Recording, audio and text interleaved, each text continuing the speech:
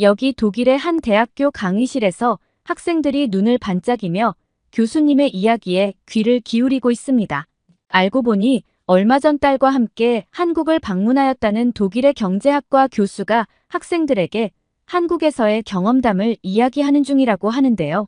이 교수는 원래 중국 방문 이후 아시아에 대한 편견을 가지고 있었다가 한국을 방문한 후 엄청난 충격을 받고 편견마저 사라지게 되었다고 합니다.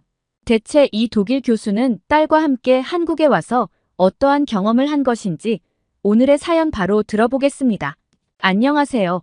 저는 현재 독일의 한 대학교에서 20년 가까이 학생들을 지도하고 있는 구스타프라고 합니다. 저는 독일에서 경제학 박사 학위를 취득해 평생을 공부하는 교수의 삶을 지내오면서 수많은 학생들을 가르치고 지도하며 그들의 성공적인 대학 생활을 위해 노력해왔죠. 저는 남들에 비해 늦은 나이인 30대 후반에 가까운 나이에 지금의 아내를 만나 결혼을 했습니다. 그리고 딸아이 하나를 낳았고 딸아이 그레테는 지금은 고등학교를 다니고 있지요.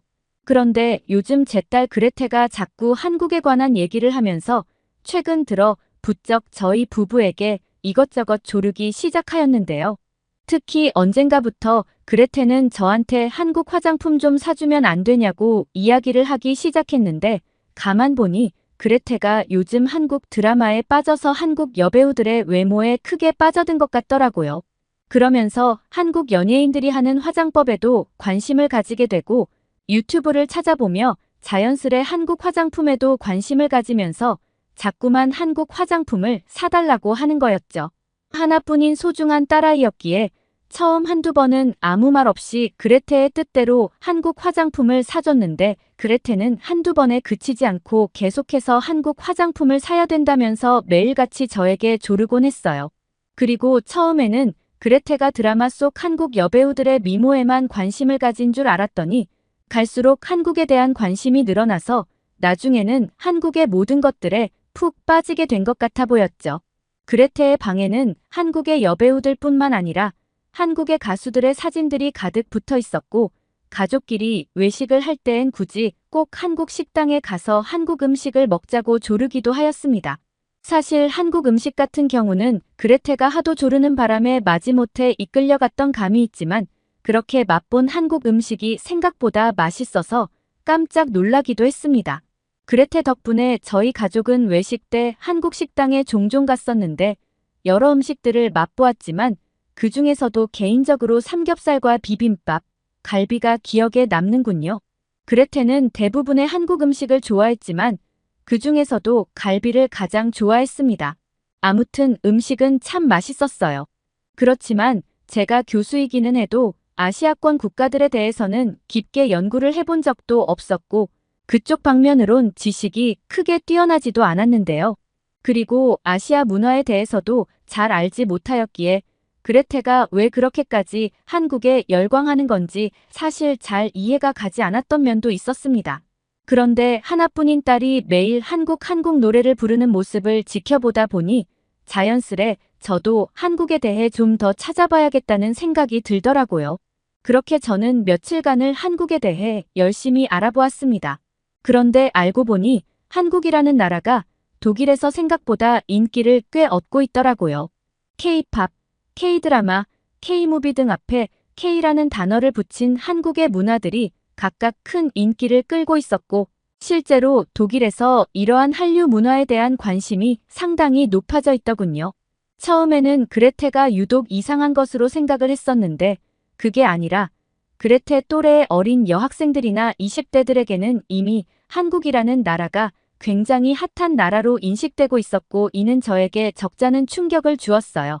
연구에만 몰두하느라 정작 독일 내에서 불어닥친 한류 열풍에 대해서 이렇게나 모르고 있었다니 뭔가 정신이 번쩍 들고 스스로 시대에 뒤떨어진 사람이란 생각도 들면서 부끄러운 마음도 들더군요. 실제 독일에선 K-팝 그룹들이 콘서트를 개최하면 수많은 팬들이 몰리며 티켓이 금세 매진될 정도이고 베를린이나 프랑크푸르트 등에선 K-팝과 관련된 이벤트와 팬미팅도 자주 열리고 있었으며 실제로 한류 열풍 덕분에 한국어를 배우고자 하는 독일인들도 증가하고 있었습니다. 독일의 여러 대학과 언어학원에서는 한국어 강좌를 개설하고 있으며 한국어를 배우기 위한 온라인 커뮤니티와 학습 자료들도 큰 인기를 끌고 있었고요. 그리고 제 딸처럼 K-드라마를 좋아하는 독일인들이 많아 한국의 드라마들이 독일에서 큰 인기를 끌고 있었습니다. 넷플릭스와 같은 스트리밍 플랫폼을 통해 독일 시청자들이 한국 드라마를 쉽게 접할 수 있게 되면서 사랑의 불시착, 이태원 클라스, 펜트하우스 등 여러 한국 드라마가 큰 호응을 얻고 있더군요. 독일 시청자들은 한국 드라마의 독특한 스토리라인과 감정 표현에 매료되고 있는 모습이었습니다. 또 베를린, 프랑크푸르트, 함부르크 등 독일의 주요 도시들에는 한국 음식점이 날이 갈수록 증가하고 있었고 이들 음식점에서는 저도 맛있게 먹었던 삼겹살, 비빔밥, 그리고 떡볶이 등의 다양한 한국 요리가 독일인들에게 큰 사랑을 받고 있더군요. 제가 교수 생활을 하면서 사실 아시아 국가들에 대해 관심이 없었어서 한국이라는 나라가 독일에서 이 정도로 엄청난 인기를 얻고 있다는 건 몰랐는데 한국이라는 나라는 알면 알수록 정말 놀라웠어요. 심지어 한국은 독일뿐만 아니라 유럽 전역에서 폭발적인 인기를 끌고 있다고 하더라고요. 그렇게 처음에는 단순히 딸이 왜 이렇게 한국을 좋아하는 걸까라는 단순한 호기심으로 알아본 한국이라는 국가는 점점 더 저를 궁금하게 만들기 시작했죠. 저는 직업이 교수이다 보니 기본적으로 탐구 본능과 호기심이 많은 사람이고 그래서 현재 제 직업이 교수가 된 걸지도 모릅니다. 그런데 그 탐구 본능을 한국이라는 나라가 또다시 일깨워줬던 거죠. 사실 예전에 아시아권 국가 중에 가본 곳이 한 나라 있기는 합니다. 바로 중국입니다. 약 10년 전쯤이었던 것 같네요. 물론 당시에 휴가나 여행 목적으로 중국에 갔던 건 아니었고요. 경제학과 교수로서 동료 교수들과 함께 중국 베이징에서 개최된 세미나에 참석하기 위하여 방문하였던 건데요. 당시 급성장하는 중국 경제가 전 세계 경제학자들의 관심을 끌 시기이기도 했죠. 아무튼 학술적인 목적으로 방문한 제 생애 처음이자 마지막이었던 아시아 국가 방문은 저에게 너무도 좋지 못한 기억을 주었었습니다. 물론 당시의 세미나 자체는 무사히 잘 마쳤지만 당시 체류 기간이 일주일 정도 되었기 때문에 세미나 외에도 중국을 돌아다닐 일이 많았거든요. 그 당시 중국을 경험하며 정말 여러 가지 불편한 점들이 많았지만 그중 간단히 생각나는 몇 가지만 이야기를 해보자면 우선 중국은 대기오염 문제가 굉장히 심각했습니다. 평생 독일 대도시에 살아오면서 독일의 공기 또한 그리 좋다고 느끼지는 못하였으나 정말 중국에 비하면 아무것도 아닌 수준이더군요. 정말 이런 곳에서 어떻게 매일같이 살 수가 있을까 하는 생각이 들 정도로 힘들었던 기억이 납니다. 또한 공공장소에서의 에티켓 문제도 저에게 많은 불편을 주었는데요. 중국은 줄서기 문화, 공공장소에서의 예절 등에서 독일과 큰 차이가 있었습니다. 예를 들어 줄을 서는 대신 밀고 들어가는 상황이 자주 발생되더군요. 너무도 당연한 듯이 그러한 행동을 하는 것에 적잖게 당황했던 기억이 납니다. 그리고 또 한 가지는 소통 문제였습니다. 애초에 중국인들에게 독일어를 기대하진 않았습니다. 하지만 영어로의 소통은 어느 정도는 가능할 것이라고 생각을 했었는데요. 하지만 소통이 안 되어 정말 힘들었던 기억이 나는군요. 최근에야 스마트폰을 이용하여 번역을 하면서 소통을 할 수 있다지만 10년도 전인 당시에는 그런 기능이 없기도 했고요. 사실 힘들었던 점을 열거하자면 끝없이 열거할 수 있습니다만 대표적으로 생각나는 몇 가지만 말씀드리고 중국 이야기는 이쯤에서 마무리하겠습니다. 아무튼 저는 당시 중국에서 겪었던 불편한 경험 때문에 아시아 국가는 다시 가면 안 되겠다는 생각이 들 정도였어요. 그래선 안 되지만 중국을 방문한 이후로 아시아 국가에 대한 편견까지 생겨버린 것 같았죠. 그런데 그랬던 제가 한국에 대해 알고 나니 한국이 궁금해서 직접 방문까지 하고 싶다는 생각이 들다니 참 알 수 없는 기분도 들더군요. 아무튼 저는 한국에 방문해서 한국의 문화, 그리고 한국 사람들이 어떤 삶을 살고 있는지 직접 살펴보고 싶었고 한국이라는 나라가 무척 궁금해졌어요. 무엇보다도 저희 딸이 미치도록 좋아하는 나라이다 보니 더욱 관심이 가게 된 것 같기도 하네요. 결국 저는 대학교 방학 시즌을 맞아 그때 시간을 내어 한국을 직접 가볼 계획을 세웠습니다. 물론 그토록 한국을 사랑하는 제 딸 그레타와 함께 말이죠. 아내도 함께 가면 좋았겠지만 당시에 아내의 몸이 좋지 않아 장거리 여행을 가기에는 무리가 있을 것 같아 이번엔 아쉽게도 아내는 독일에서 머물고 기회가 되면 나중에 함께 가기로 했어요. 그렇게 시간이 흘러 방학이 되었고 저는 그레타와 함께 독일에서 한국행 비행기를 타고 한국의 인천공항에 도착하게 됐습니다. 인천공항은 모든 것이 깔끔하게 정돈되어 있었고 청결하더군요. 또 어디를 가든지 친절한 안내 표지판이 있어서 굉장히 넓은 공항임에도 위치를 찾는 것에 불편함이 전혀 느껴지지 않았습니다. 게다가 여행 성수기라 그런지 사람들이 정말 많았지만 입국 심사장에서 예상보다 훨씬 빠르게 저희 차례가 되어서 놀라기도 했어요. 디지털 기술을 활용해서 업무를 효율적으로 하고 있는 이유가 큰 것 같았죠. 물론 그러한 기술 외에도 직원들이 참 프로답게 일을 하고 있다는 것도 한몫하는 것 같았고요. 정말 한눈 한 번 안 팔고 다음에서 다음으로 사람들을 통과시키는 모습이 제 눈에는 너무나 성실해 보였어요. 관광객들의 편의와 불편함 해소를 위하여 여유를 부리지 않고 열심히 일하는 모습들이 정말 인상 깊어 보였죠. 그렇게 한국의 첫인상은 저에게 너무나 좋았습니다. 기분 좋은 마음으로 한국에서의 여정을 시작할 수 있었죠.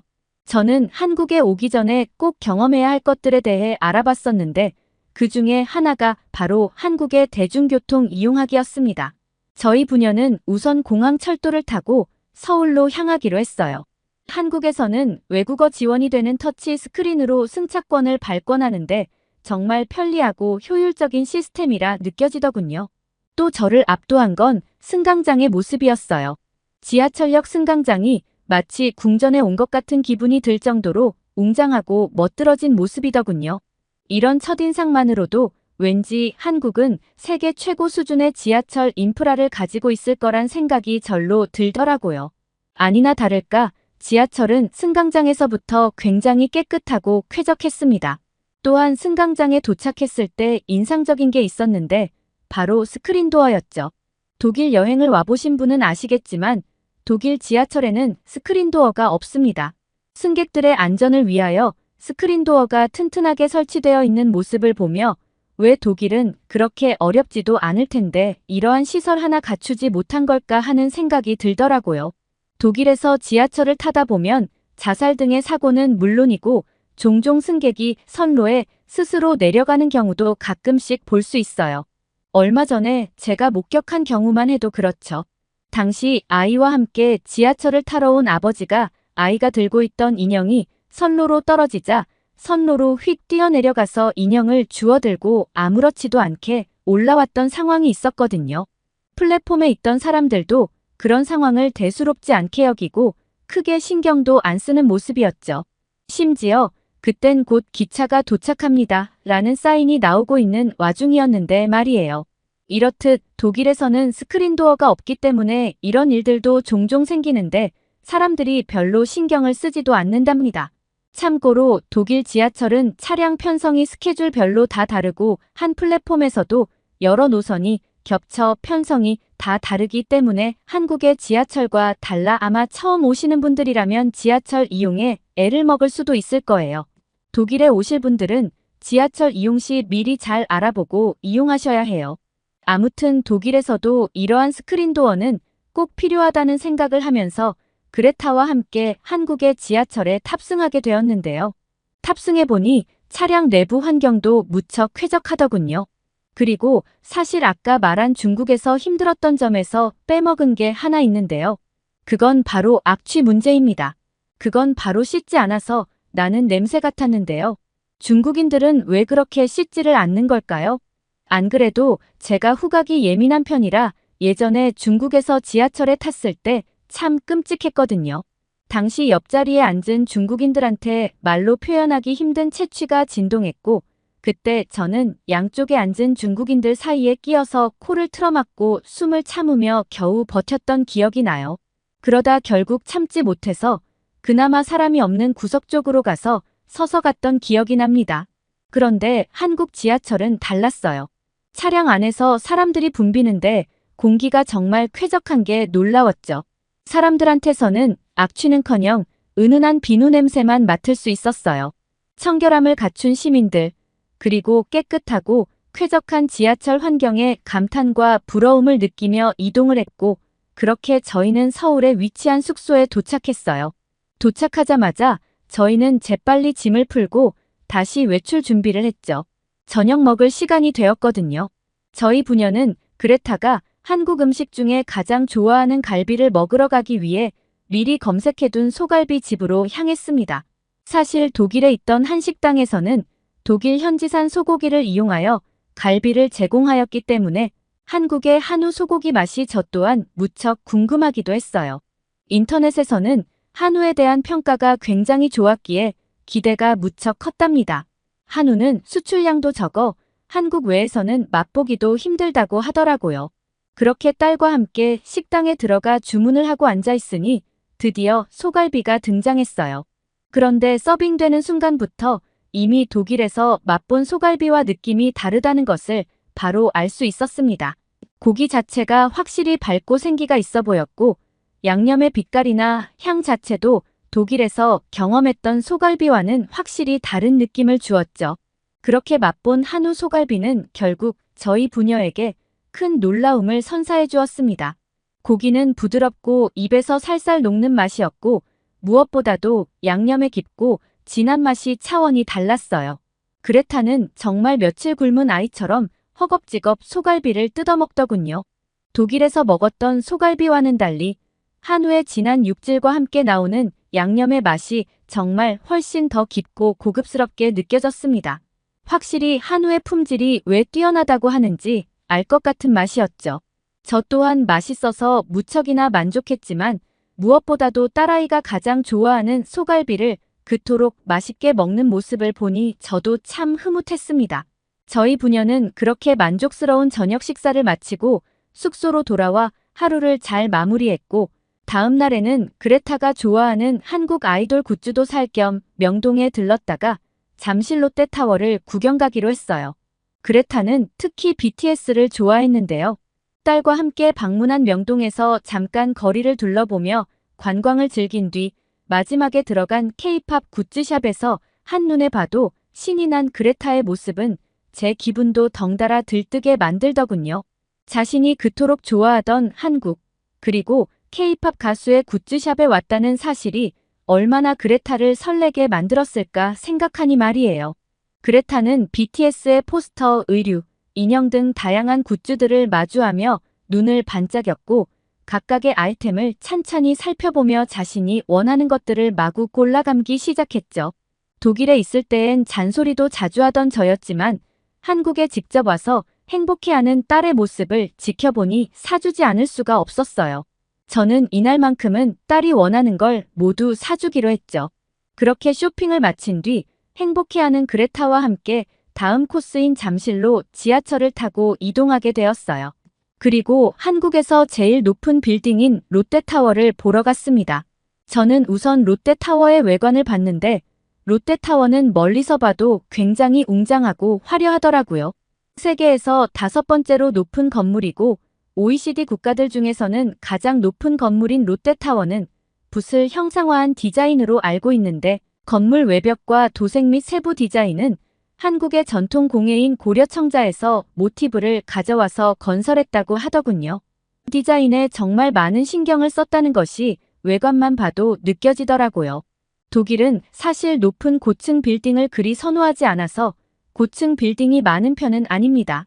그래서 생전 처음 보는 이렇게 높은 빌딩이 신기하기도 했고 멋지기도 하면서 부러움도 함께 느껴지더군요. 저는 그렇게 그레타와 함께 바닥에서부터 시작해 최상층까지 엘리베이터를 타고 올라갔습니다. 매 층마다 펼쳐지는 서울의 멋진 전망을 바라보며 그레타는 더욱 흥분하는 모습이었죠. 그리고 맨 위층 전망대에서 저희들은 서울 도시의 장관을 감상할 수 있었습니다. 그레타는 입이 떡 벌어진 채 놀랍고 환상적인 경험을 즐기며 흥분을 감추지 못했어요. 저 또한 마찬가지였는데요. 멀리서 한강이 흐르는 모습과 도시 전체가 한눈에 들어와서 정말 말 그대로 절경이었고, 때마침 그날은 날씨가 맑아서 먼 곳에서 보이는 산들과 자연 경관도 한눈에 들어왔습니다. 참으로 멋지더군요. 주변에 있는 사람들도 전부 감탄하며 창밖 구경하는데 정신이 없어 보였죠. 딸과 함께 즐긴 이 황홀한 순간은 영원히 잊지 못할 추억으로 남게 되었어요. 딸은 물론이고 저도 사진을 정신없이 참 많이도 찍었던 것 같군요. 저희는 그렇게 환상적인 경험을 뒤로하고 밤이 되어 호텔로 돌아와 휴식을 취하고 있었는데요. 밖에서 밥을 먹긴 했지만 시간이다 보니 점점 다시 배가 고파오더라고요. 그런데 시간이 벌써 자정에 가까워져 오고 있었기에 사 먹을 수 있는 게 있을까 싶었어요. 그래도 혹시나 뭐 사 먹을 수 있는 게 있을까 싶어서 구글을 통해 열심히 검색해 봤는데 한국은 24시간 운영하는 가게가 많아서 새벽에도 배달 음식을 시켜서 먹을 수 있고 그 시간에도 그냥 직접 음식점에 방문해서 음식을 먹을 수도 있다고 하더라고요. 저는 이런 한국의 문화가 정말 놀라웠습니다. 그렇게 저희 부녀는 밤 늦은 시간에 한국의 배달 시스템을 이용해 치킨을 시켜보기로 하였고 맥주도 한잔하면 좋을 것 같아서 맥주도 함께 주문했답니다. 이를 한국에서는 치맥이라고 한다죠. 아, 이제 와서 고백하자면 제가 한국의 법을 어긴 것도 같은데요.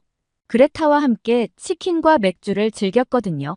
한국에서는 미성년자가 술을 마시면 안 되는 것으로 아는데요. 독일의 경우는 만 16세가 지나면 맥주를 마셔도 된답니다. 그레타의 나이가 당시 만 17세였으니 독일 기준에서는 상관이 없었지만 그래도 한국 땅에 왔으면 한국의 법을 지켜야 할 텐데 호텔에서 낭만적인 서울의 야경을 바라보며 치킨을 먹고 있자니 딸에게 맥주 한 잔 권하지 않을 수가 없겠더라고요. 이 정도는 한국 분들께서도 이해해 주시리라 믿고 고백하는 것이니 너그러운 마음으로 이해해 주시면 감사드리겠습니다. 저희 부녀는 그렇게 맛있는 야식까지 먹으며 행복한 하루를 마무리했고 이후 일정에서도 강남과 경복궁, 한강 등을 구경하며 잊을 수 없는 추억들을 참 많이 남겼답니다. 아, 한국의 지하철은 정말 다시 생각해도 세계 제1의 효율성과 편리함을 지닌 최고의 교통 시스템이라고 생각되는군요. 저희는 이동하면서 계속 지하철만 이용했었거든요. 환승 시스템도 너무 잘 되어 있고 가격도 저렴해서 다른 나라와 달리 택시를 이용할 필요성도 딱히 못 느끼겠더라고요. 이용하는 내내 부러움이 계속 들었답니다. 아무튼 저와 그레타는 정말 뜻깊은 한국 여행을 즐기고 그렇게 독일로 돌아오게 되었습니다. 한국에 대해 관심이 없었다가 그레타 덕분에 한국을 알게 되어 결국 직접 한국까지 와서 이렇게 경험해 보았던 한국은 정말이지 저에게 최고의 경험을 선물해 준 나라였습니다. 저는 요즘 다시 학생들을 지도하느라 여념이 없는 나날들을 보내고 있는데요. 수업 중간에 학생들이 지루해하는 것 같으면 종종 한국에서의 경험담을 들려주곤 한답니다. 그러면 학생들이 눈을 반짝이며 굉장히 흥미롭게 그 이야기를 듣곤 하고 또 궁금한지 손을 들고 질문하는 학생들도 많답니다. 그러면 저는 한국에서 겪었던 놀라운 일들을 자세히 설명해 주곤 하죠. 아시아에서 경험해본 나라라고는 중국밖에 없었던 저에게 아시아에 대한 편견을 완전히 깨어준 나라가 한국이었고 이전에 경험해본 다른 유럽 국가들에 비해서도 한국은 훨씬 더 편리하고 쾌적하다는 느낌을 주었던 것 같습니다. 그 덕분에 저희 부녀가 정말 기분 좋게 여행을 즐길 수 있었던 것 같고요. 나중에는 이번에 아쉽게도 같이 가지 못한 아내와도 함께 한국을 다시 방문해 보려 합니다. 참, 아시아 국가 중에 일본을 추천하는 글들도 많던데요. 저는 아직 일본을 가본 적이 없기에 여행지로서 한국이 나을지 일본이 나을지 가보신 분들의 생각도 궁금하네요. 많은 조언과 추천 부탁드립니다. 그럼 늘 건강하시고 긴 이야기 들어주셔서 감사드립니다. 독일인 교수 구스타프 씨의 사연은 여기까지인데요. 딸 그레타 양과 함께 한국에서 행복한 시간을 보내고 돌아가서 독일 학생들에게도 한국 칭찬을 한다는 사연에 마음이 참 뿌듯해지는 것 같습니다. 오늘 사연이 좋으셨다면 구독과 좋아요, 그리고 알림 설정 부탁드리며 끝까지 시청해 주셔서 감사합니다.